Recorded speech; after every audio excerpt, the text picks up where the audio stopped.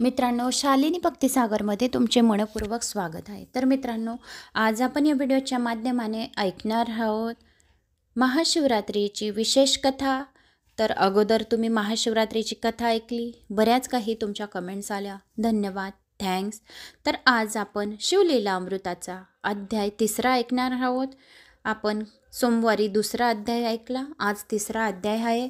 तर मी सर्वांच्याच कमेंट्सवर उत्तर देते, असं काही नाही, रिप्लाय देते. तर मनाला वाईट वाटून देऊ नका. काही जण म्हणतात की ताई तुम्ही मला रिप्लाय देत नाही, बाकीच्यांना देतात. बीड, देवरगाव, आशा जाधव, पुणे, नंदुरबार, भरपूर गावांच्या कमेंट्स येतात.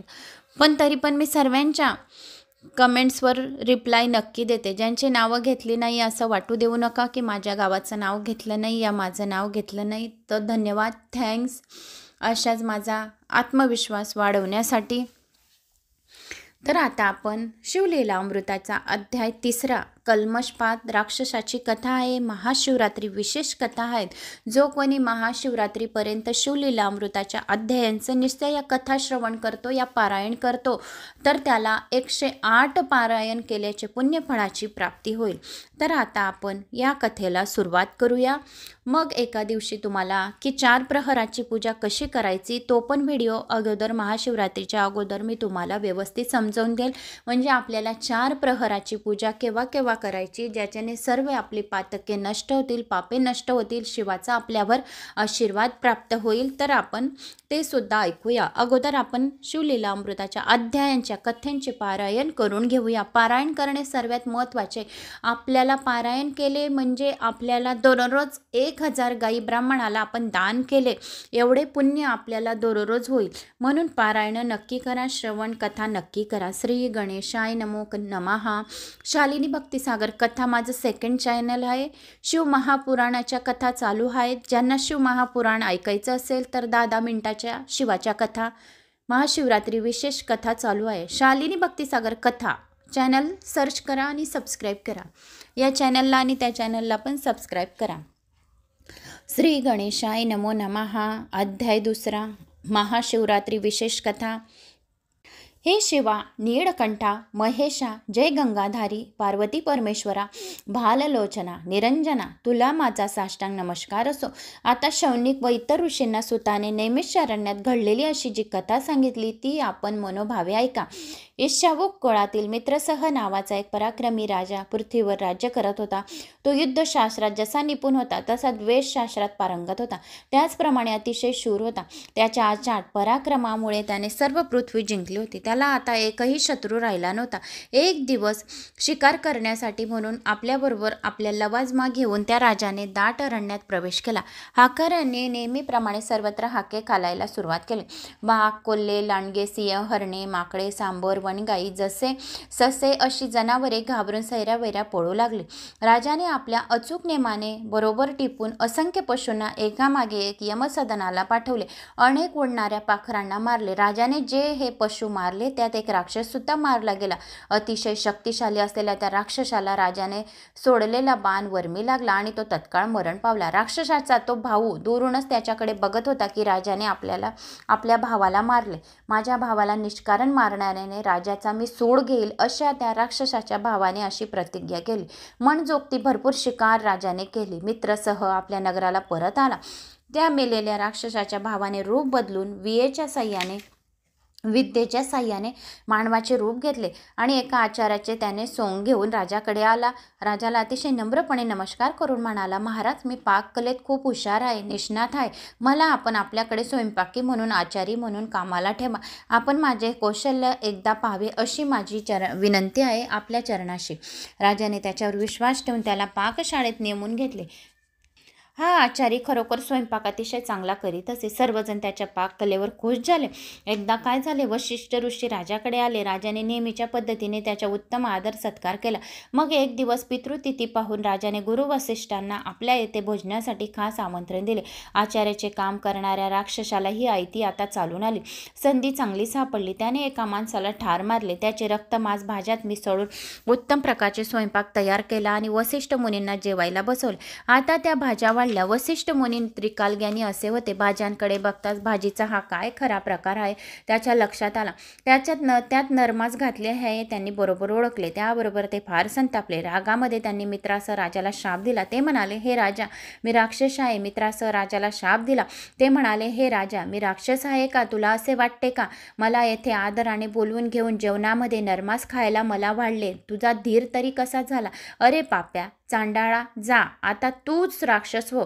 तू मला नरमास खायला देतो ना, तर आता तूच राक्षस हो. आणि ज्या ठिकाणी कधीही काहीही खायला मिळणार नाही अशा ठिकाणी तू संचार कर. तूच आता रोजच्या रोज नरमास खा.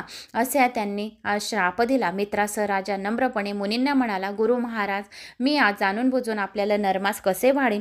मग शिपायाकडे वळून राजा म्हणाला, शिपाई, तो नवीन आचारी कुठे आहे? त्याला लगेच पकडून आणा माझ्यासमोर. सेवकाने लगेच पाकशाळेत प्रवेश केला, पण नवीन नेमलेला आचारी मानव रूपातील तो राक्षस पळून गेला. त्या प्रसंगी राजाही फार संतापला. आपण याबाबत अज्ञानी निर्दोष असताना आचार्याचा दोष असून गुरु वसिष्ठांनी खोटेपणाची खात्री करून न घेता आपल्याला शाप दिला म्हणून राजाला गुरुचाही राग आला. गुरुला उलट शाप देण्यासाठी त्याने हातातले पाणी घेतले. त्यावेळी राजाची पटराणी त्याच्या जवळ आली आणि उभीच होती. ती लगेच गडबडीने राजाच्या हातात हात धरून जे पाणी घेतलेले होते तर ते हात धरून राणी म्हणाली, नाथ, शिष्याला आपल्या गुरुला शाप देण्याचा अधिकार नसतो. शिष्याने उलट गुरुला शाप देण्याचे पाप केले तर त्याला नरक यातना सोसाव्या लागतात. महाराज, माझं ऐका, आपल्या गुरूंना शाप देऊ नका, असे राणीने राजाला सांगितले. राणीचे बोलणे ऐकून राजाचा संताप थोडासा कमी झाला. तो आपल्या पटराणीला म्हणाला, सुंदरी, तू बोललीस ते अगदी खरे आहे, पण आता मी शाप देण्यासाठी हातात घेतलेल्या पाण्याचे काय करू?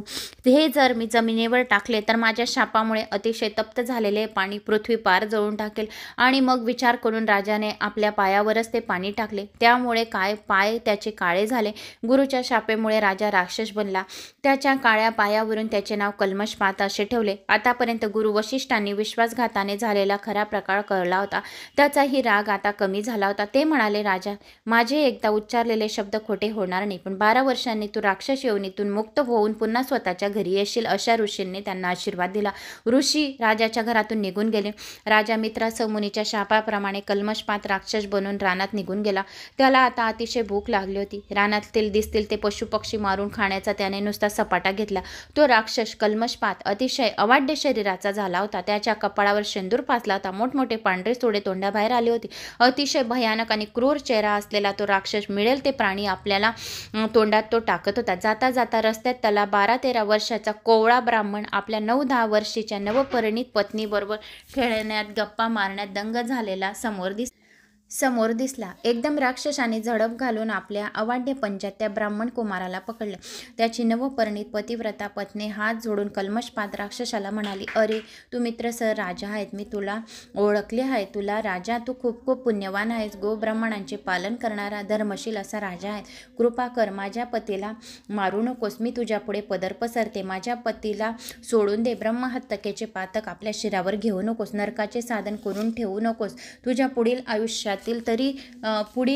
आयुष्याची भल्यासाठी तरी सोडून दे माझ्या पतीला. पण त्या क्रूर अशा राक्षसाला तिची अजिबात दया आली नाही.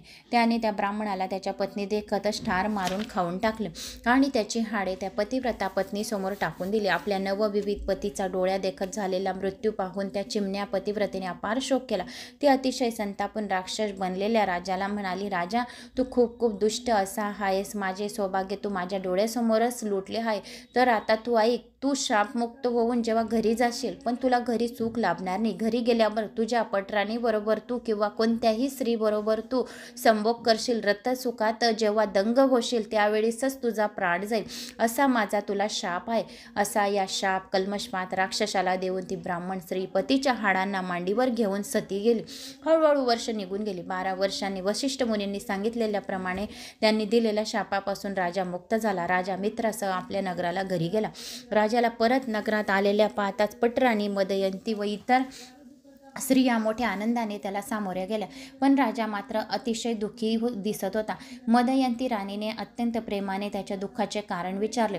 तेव्हा त्याने जंगलामध्ये घडलेली सारी हकीकत राणीला सांगितली. हे ऐकल्याबरोबर राणी वशात हा आकार माजला. आता राजाचा वंशवेल वाढणार नव्हता. सर्व सुखे आता राजाच्या समोर हजर असताना त्याचा उपभोग त्याला घेता येणार नव्हता. राजाला मऊपर्यंतची शय्या सुद्धा आता अंगडीसारखी अतिशय दाहक बनणार होती. परंतु राणीने आपला शोक आवरून राजाला म्हटले, नाथ, आपण आपले ब्रह्मचर्य पाळून आपले प्राणाचे रक्षण करा, पण आम्हाला सोडून निघून जाऊ नका. असेच दुःखात दिवस चालले होते. राजा एखाद्या माशासारखा मनातून दिवस रात्र तळपडत होता. एखाद्या पिंजऱ्यात कोंडलेल्या वाघाप्रमाणे, दात पाडलेल्या सापाप्रमाणे, बेचैन घातलेल्या एखाद्या दरवेश्या अस्वलाप्रमाणे तो दीन दुबळा झाला होता. काय करावे काय नाही त्याला आता सुचत होते. शेवटी आपला वंश वाढवण्यासाठी धर्मशास्त्र पाहिले. त्यात सांगितल्याप्रमाणे शास्त्रांप्रमाणे गुरु वशिष्ठांपासून राणी मदयंतीला सुंदर पुत्र झाला. त्यामुळे मित्रसह राजाचा वंशक्षय झाला नाही. राजाला मात्र आता आपले घर म्हणजे अरण्यासारखे वाटू लागले. सर्व सुखभोगे जवळ असून सुद्धा आता त्याला ती कर्मगतीमुळे गहन कर्मफल भोगल्याशिवाय त्याला आता आपली सुटका होणार नाही असे वाटू लागले. तेव्हा आता देवाला तरी काय दोष देऊन उपयोग आहे असा विचार तो मनात करीत होता. उदासपणे तो रानात सतत एकटा हिंडत होता. आपल्या पाठीमागे आपल्या बापाचे पिशाच उभे राहिलेले आहेत असे त्याला पिछा अजिबात सोडत नाही असे वाटत होते. आपल्यावर संतापून ते सतत दात होट खात आहे असे राजाला मनामधून जाणवत होते. शापातून मुक्ती मिळवण्यासाठी राजाने अनेक व्रत वैकल्पे केले, अपार धन धान्य दिले. एकदा अशाच विशेषण मनाने एकटाच फिरता फिरता राजा मिथिला नगरी जवळ आला. नगरी भोवतालचे रान त्याने पाहिले. ते फार सुंदर होते. त्या रानात चंपक, जाई, जुई, मालती बहरल्या होत्या. उमललेल्या फुलांचा सर्वत्र दरवळत होता. वड, पिंपळ, औदुंबर, बकुळ, देवदार याचे मोठमोठे वृक्ष अतिशय डोलात उभे होते. भरपूर लागलेल्या फळाफुलांनी झाडे वाकली होती. राजा विश्रांतीसाठी घेण्यासाठी थोडा वेळ त्या रानात थांबला होता. एखाद्या कंगाल माणसाला अचानक खूप मोठा धनाचा साठा सापडावा, भुकेल्या माणसाबरोबर एकदम गरमागरम उत्तम असे खिरीचे भोजन द्यावे, मरणाच्या तोंडात अमृत पडावे किंवा आयुष्यभर सतत चिंतेने व्याकुळ झालेल्या माणसाला चिंतामणी सापडावा, त्याप्रमाणे राजाच्या समोर ज्येष्ठ तपस्वी ऋषीश्रेष्ठ गौतम मुनी आपल्या शिष्यांसह येऊन उभे राहिले. राजाने त्यांना अतिशय आदराने नम्रपणे साष्टांग नमस्कार केला. अशा तऱ्हेने सामोरा आलेल्या राजाला मग गौतम ऋषींनी कुशल विचारून नम्रपणे म्हणाला, मुनिराज, आपल्या कृपेने माझ्या राज्यात सर्व काही आबाद आहे. सर्वजण आपापले कामं अगदी निष्ठेने जीवापाड मेहनत करून करीत आहे, पण मी मात्र अभागी आहे, करंट आहे. नंतर राजाने वशिष्ठ ऋषीने दिलेला शाप आणि नवपरिणित ब्राह्मण स्त्रीला दिलेला शाप ही सर्व हकीकत गौतम ऋषींना सांगितली. ती ऐकून गौतम ऋषी म्हणाले, राजा, मी आता गोकर्ण क्षेत्रातून परत येत आहे, पण भगवान शंकर देवी पार्वतीसह ओंकार रूपाने तेथे वास्तव्य करीत आहे. भगवान विष्णू सुद्धा आपल्या प्रिय इंद्रियसह त्या ठिकाणी तपश्चर्या करीत आहे. तेथील अप्रतिम अशी शोभा वर्णन करायचे सामर्थ्य आज तरी माझ्याजवळ नाही, पण सर्व देव देवता तेथेच राहत आहे. सर्व ऋषी दुष्ट येथे इष्टदेवता प्रसन्न करण्यासाठी तप करीत आहेत. नारद तुंबर येथे शिवलीलाचे अमृत गान करत आहे. अतिशय आनंदाने शिवाचे गायन सतत चालू आहे. ऋषींचा सारखा मंत्रघोष सुरू आहे. अप्सरा भान हरपून नृत्य करीत आहेत. इंद्र, सूर्य आणि सर्वच्या सर्व इतर देव देवता काही दिशाचे रक्षण करण्यासाठी तेथे दक्ष अशा उभ्या आहेत. अशा अतिशय रम्य अशा ठिकाणी श्री शंकर भवानी मातेसह तेथे राहत आहे.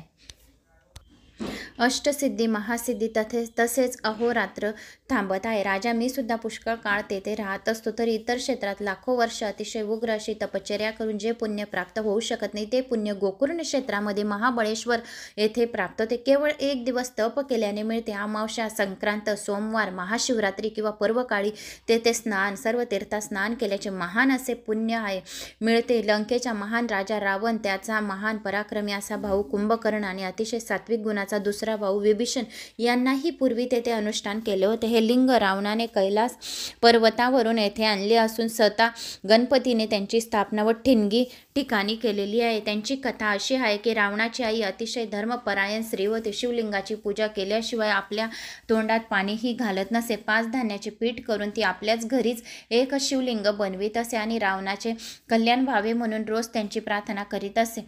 पण एकदा काय झाले? तिने केलेले 5 धान्याचे शिवलिंग शत्रूने समुद्रात नेऊन टाकले झाले.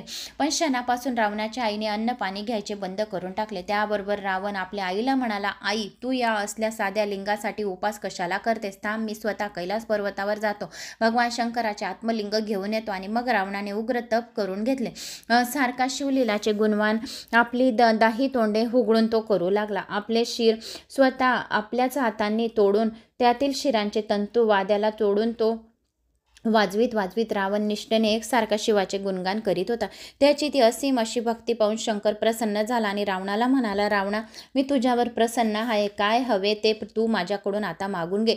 तेव्हा रावण भगवान शंकराला म्हणाला, शंकरा, मला तुमचे आत्मलिंग आणि या जगात सर्वात सुंदर असलेली एक स्त्री द्या. भोळा शंकर रावणाचे ते मागणे ऐकून लगेच तथास्तु म्हणाला आणि कोटी कोटी चंद्र सूर्य ज्याच्यावरून ओवाळून टाकावीत असे तेजस्वी आत्मलिंग अगदी सहजतेने त्याने रावणाच्या हातात दिले.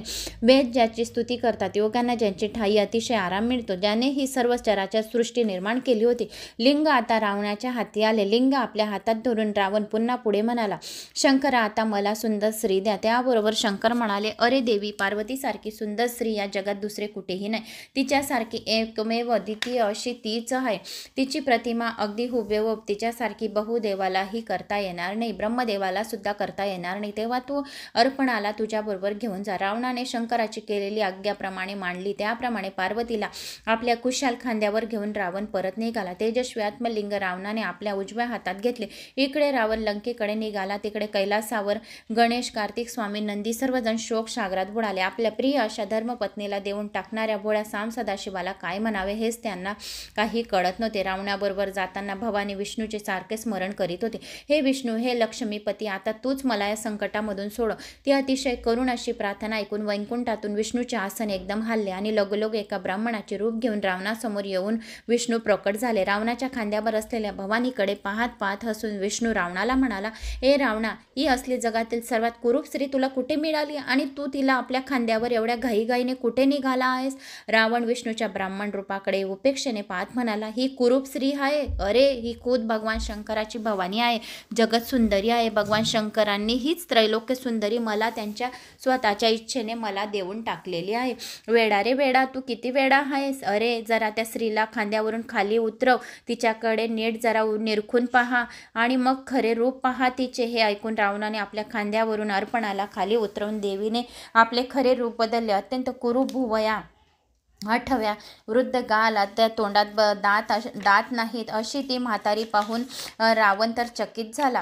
आणि मग रावणाकडे पाहून ब्राह्मण गदागदा हसू लागला. त्यामुळे रावणाने शंकराकडून आणलेल्या त्या स्त्रीला तेथेच सोडून दिले आणि तो पुन्हा शंकराकडे गेला. भगवान, तुम्ही मला कुरूप अमंगळ अशी स्त्री अर्पणा का दिली? तुम्हाला शोभलं का असं करणं? मला फसवलं का? त्यावर शंकर म्हणाले, अरे रावणा, खरं तर मी तुला त्रैलोक्य सुंदरी अर्पणा दिली होती. अरे वेड्या रावणा, ती पार्वती म्हणजेच माया आहे. तिला कधी कोणी आपल्या मायेमध्ये घेऊ शकलं नाही, कधी आपल्याजवळ सांभाळू सुद्धा शकलं नाहीत. मायेचा पसारा अनंत ब्रह्मांडून सुद्धा फार मोठा आहे. इकडे विष्णूने पार्वतीला ज्या ठिकाणी रावणाने खांद्यावरून उतरवून घेतले होते तेथे भद्रकाली देवी म्हणून तिची स्थापना केली.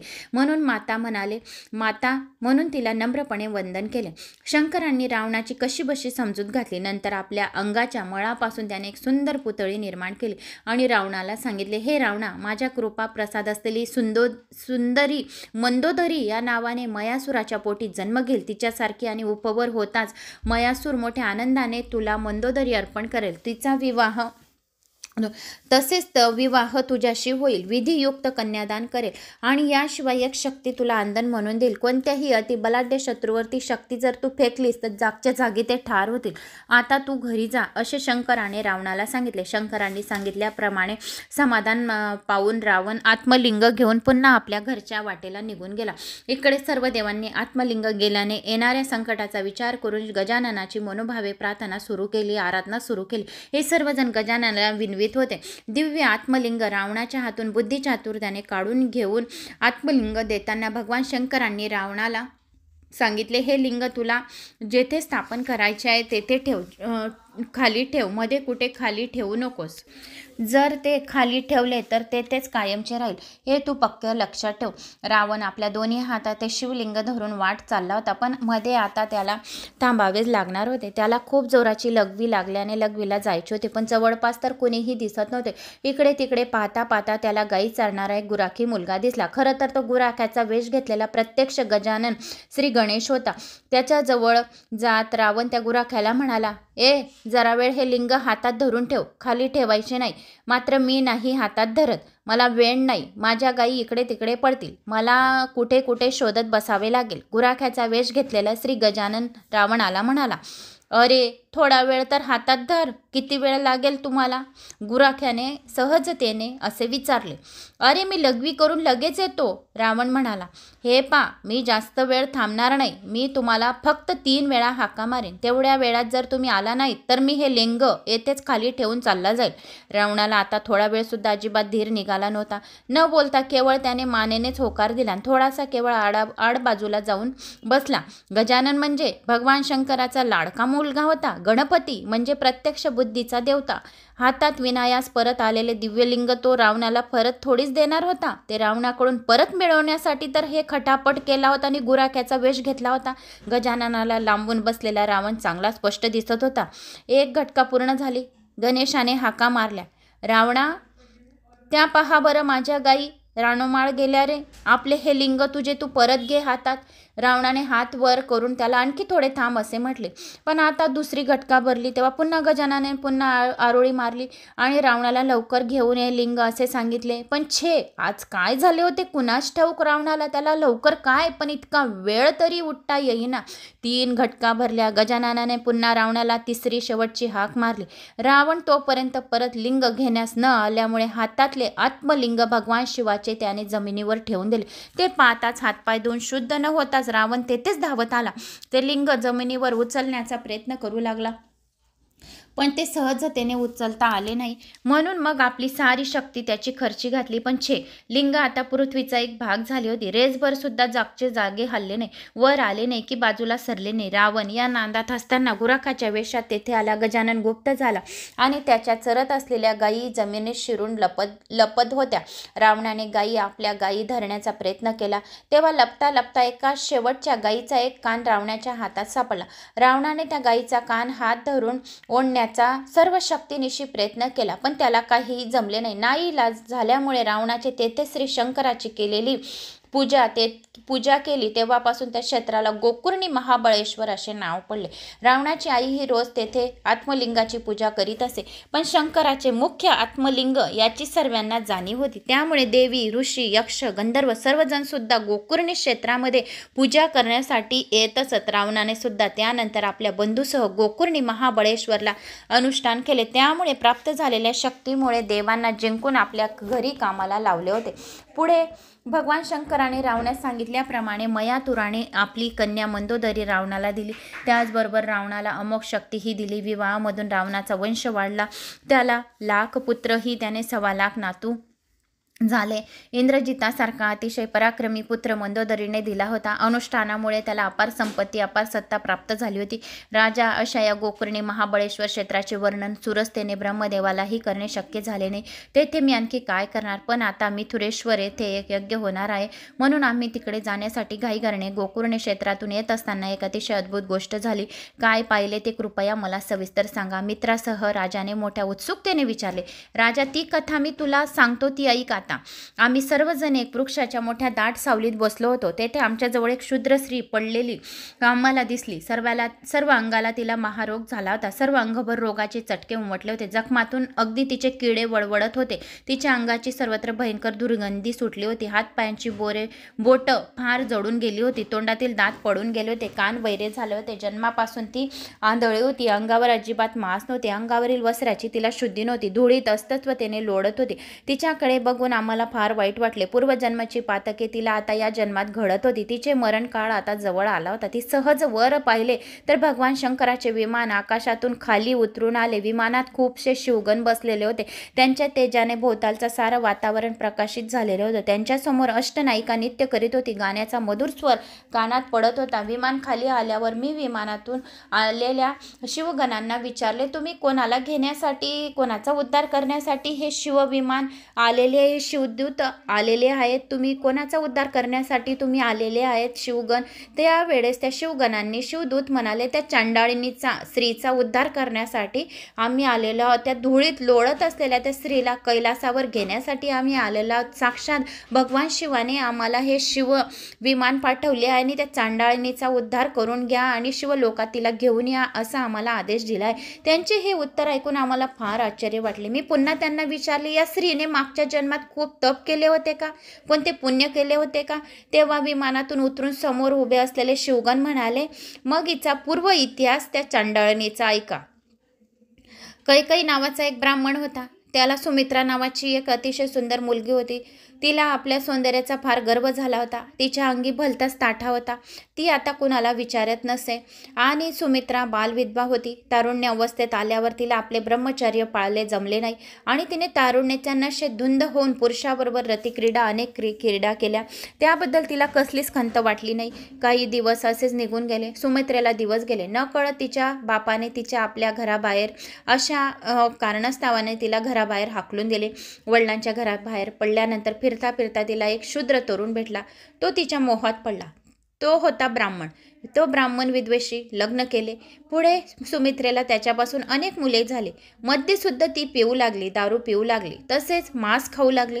भक्षण करून ती अंगाने आडवी तिडवी फुटून गेली. एकदा तिचा नवरा शेतात कामाला गेला असताना दारूच्या धुंदीमध्ये झालेल्या सुमित्राने बकरा समजून एका गाईचे वासरू तिने सुरेने कापून टाकले. आपल्या जीवाचा आकांताने ते गाईचे वासरू ओरडत होते. गाई हंबरडत होत्या. तिचे त्याच्याकडे ते दारूच्या धुंदी असल्यामुळे तिचे मुळीच लक्ष नव्हते.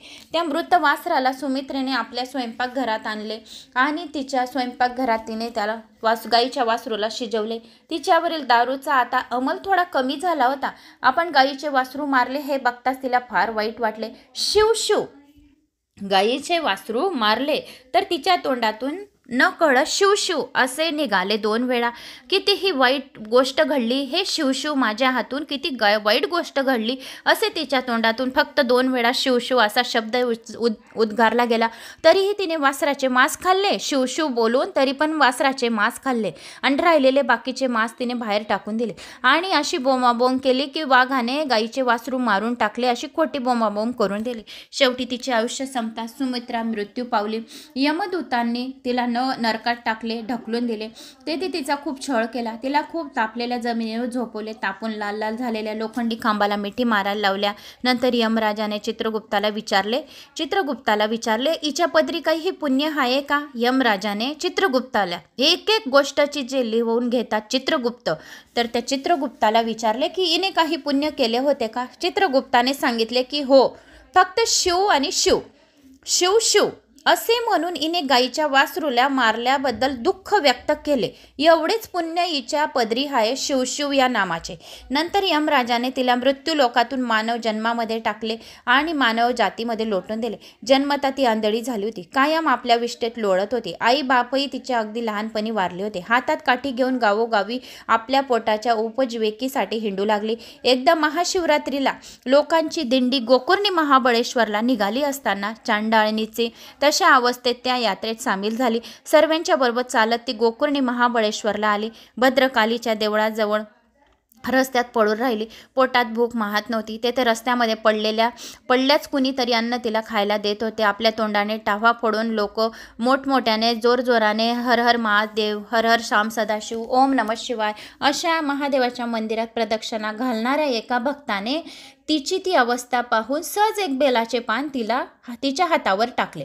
आंधळ्या चांडाळीने बोटाने चाचपून पाहिले, ती खाण्याची वस्तू नाही. आणि ती हाताने चाचपून पाहून लक्षात येताच तिने रागारागाने ते बेलपत्र हातातून दूर फेकून दिले.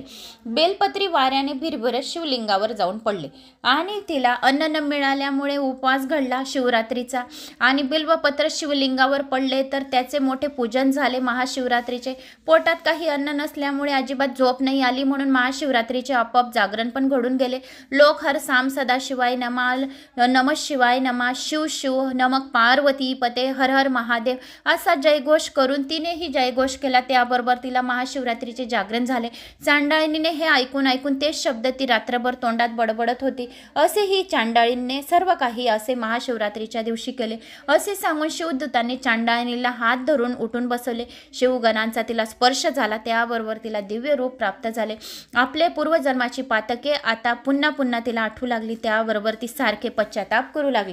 पश्चातापाने ती पावन झाली. शंकराचे नामस्मरण अन्यहास तिच्या हातून घडून गेले. ते पुण्य संचयाने ती शिवपदाला प्राप्त झाली. ती शूद्र चांडाळीन खूप भाग्यवंत आहे असे म्हणायला हवे. राजा मित्रासह गौतम ऋषींनी म्हणाले की हे चांडाळीन किती भाग्यवान आहे. या संपूर्ण गोष्टी रावणाच्या पण गोकर्णी महाक्षेत्राच्या आणि शिवाच्या आत्मलिंगाच्या आणि गोकर्णी महाक्षेत्राची चांडाळणीची कथा गौतम ऋषींनी राजाला सांगितली. ज्या राजाला मुलबाळ होत नव्हते त्याने एका ब्राह्मण स्त्रीचा आणि त्या पतीचा त्याने म्हणजे जे राक्षस रूपामध्ये त्याला ठार मारले होते. तर याच्यासाठी त्या ब्राह्मण स्त्रीने त्याला श्राप दिला होता की तू केव्हाही रती सुख करशील या तुझ्या बायकोबरोबर संभोग सुख करशील त्यावेळेस तुझा प्राण जाईल असा श्राप आहे. तर या श्रापाने 12 वर्षानंतर राक्षस ज्यावेळेस घरी गेला तर त्याच्या बायकोला खूप वाईट वाटले. तर तो वाईट वाटून जंगलामध्ये निघाला आणि जंगलामध्ये त्याला गौतम ऋषी भेटले. गौतम ऋषींनी रावणाची गोष्ट सांगितली. गौतम ऋषींनी या शूद्र चांडाळणीची गोष्ट सांगितली. हे सर्व काही गोष्टी गौतम ऋषींनी त्या राजाला कल्मषपाद राजाला सांगितली. तर तेव्हा गौतम ऋषी राजा मित्रासह म्हणाला, होय राजा, गोकर्णी महाबळेश्वरला गेल्यामुळे भजन पूजन जागरण आपाप घडल्यामुळे ती स्त्रीचा बी उद्धार झाला. असं गौतम ऋषींनी संपूर्ण या कथा या गोष्टी राजाला सांगितल्या. हे खरोखर खरे आहे. म्हणून तूही आता या स्त्रीचा जसा उद्धार झाला तर तूही आता गोकर्णी क्षेत्री जाऊन पार्वती परमेश्वराची मनोभावे पूजा कर, म्हणजे तुला पण मुक्ती मिळेल. त्या शापापासून तू मुक्त होशील. ज्या ब्राह्मण स्त्रीने तुला श्राप दिला आहे त्या श्रापापासून तू मुक्त होशील असे गौतम ऋषींनी त्या राजाला सांगितले. एवढे बोलूक जलक राजाने आरंभलेल्या यज्ञासाठी गौतम मुनी घाईघाईने पुढे मिथुरा नगरीला घेऊन गेले आणि गौतम मुनींनी सर्व गोष्ट राजाला सांगितली की असे असे घडले, या गोष्टी घडल्या. या दोघी तिघी गोष्टी गौतम ऋषींनी त्या राजाला सांगितले आणि घाईघाईने जनक राजाच्या घरी यज्ञ होता मिथुरा नगरीला. तर तेथे तो गौतम ऋषी निघून गेले. गौतम ऋषींनी सांगितल्याप्रमाणे राजा मित्रासह लगेच गोकर्णी क्षेत्रामध्ये जाण्यासाठी निघाला.